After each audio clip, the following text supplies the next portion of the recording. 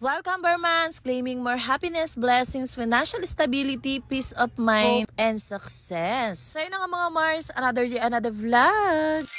First day nga ng Burmans kayo mga Mars ko, kaya naman ayan salubungin natin yan ng maaga. Pero bago nga ang lahat mga Mars ko, ayan naligo nga muna tayo para nga syempre fresh na fresh at hindi mainit ang ating ulo.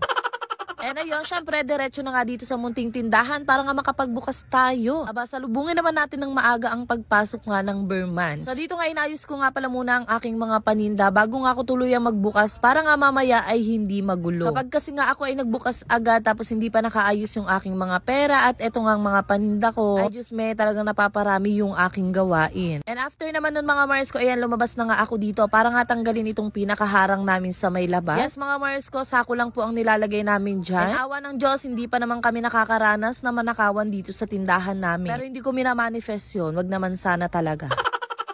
And ayan, nung nakapag-open na nga ako mga Mars ko, pumesto na nga ako dito sa aking trono. Syempre, i-check ko na naman yung balance natin dyan para nga hindi tayo malugi dito sa ating negosyo. So, check ko nga lang kung tama nga ba yung balance ko, pati na nga dun sa aming mga nililista. Na after ko nga ma-check yan, syempre, i-check naman natin kung magkano nga ba ang hawak nating pera, kung tutugma nga ba talaga. Yes, alam ko mga Mars ko, sa iba hassle yan, pero sa akin nga, ayun ang way ko para nga malaman ko kung meron tayong kinikita. And after naman sa tindahan mga Mars ko, ayan, pumasok nga muna ako dito sa aming sala kusina para nga maglinis at ayan ang daming ang kalat dahil hindi na ako nakapagligpit kagabi. Sobrang sakit talaga ng ulo ko. Di ko nga malaman mga Mars ko, ilang araw na nananakit yung ulo ko. Simula nga dito sa may noo, papunta sa aking leeg, talagang kumakalat nga yung sakit niya. And minsan naman namamanhid talaga yung ulo ko. Kaya kagabi mga Mars ko ay talagang umakyat na ako at sabi ko kay Jowa hindi ko na maaasikaso yun. And hindi ko na rin pinaasikaso kay Jowa kasi alam ko naman ding pagod siya at dahil meron nga kaming nilakad kahapon. Kaya naman ayan nga mga Mars ko, syempre aasikasuhin na natin yan ngayong umaga. So niligpit ko nga lang dyan yung mga nagkakalat-kalat sa mga lapag-lapag, pati na nga rin dito sa aming Cleopatra at nagwalis na ako. Dahil mamaya ay babalik din naman ako ulit sa tindahan namin para naman maglista ng mga wala na doon. Dahil ayun nga mga Mars ko, hindi na naman ako nakapamalengke kahapon. Pero bago nga ako tuluyang bumalik sa aming munting tindahan, ayan, nagsaing na nga rin pala ako para nga sa aming tanghalian. At mamaya nga ay bibili na lang ako ng pwede naman naming almusalin.